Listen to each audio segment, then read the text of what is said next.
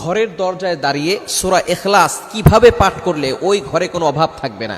নবী সাল্লাল্লাহু আলাইহি ওয়াসাল্লাম আমাদেরকে জানিয়ে দিয়েছেন। সূরা ইখলাসের অনেক ফজিলত রয়েছে। সূরা ইখলাস সম্পর্কে হাদিস এসেছে, বুখারী শরীফের হাদিস।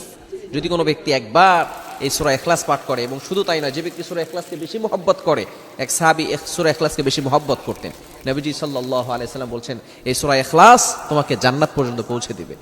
শুধু তাই নয়, কোনো ব্যক্তি যদি একবার সূরা ইখলাস তেলাওয়াত করে, আল্লাহ পাক রব্বুল আলামিন তার জন্য কোরআন শরীফের 10 পারা পড়লে যে সওয়াব হয়, সেই সওয়াব আল্লাহ তাআলা তার আমলনামায় দিয়ে দিবেন। বলেন সুবহানাল্লাহ।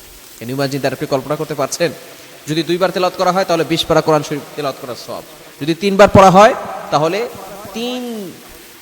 30 পারা কোরআন শরীফ পড়লে যে সওয়াব হয়, সেই সওয়াব আল্লাহ তাআলা তার আমলনামায় দিয়ে দিবেন। এজন্য অবশ্যই সূরা ইখলাসের আমল আমরা করব। কিভাবে করব?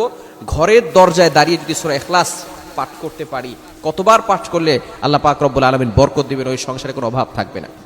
নবীজি সাল্লাল্লাহু আলাইহি ওয়াসাল্লামের কাছে একবার এক সাহাবী বললেন, ইয়া রাসূলুল্লাহ, ইয়া হাবিবাল্লাহ, আমি ওর দারিদ্রতা অবস্থায় আছি, ঘরের ভিতরে সুখ নাই, শান্তি নাই, ঘরের ভিতরে শুধু অভাব, রিজিক নিয়ে টেনশনে করি, পেরেশানির ভিতরে আছি।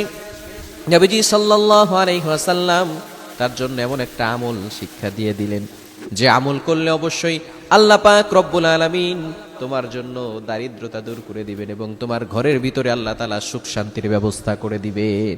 ওই সাহাবীকে নবী সাল্লাল্লাহু আলাইহি ওয়াসাল্লাম সূরা ইখলাস শিখিয়ে দিলেন। উনি সূরা ইখলাস ওনার ঘরে ঢোকার সময়, যখন ঘরে ঢুকবেন, এই সময় সূরা ইখলাস তিনি তেলাওয়াত করবেন।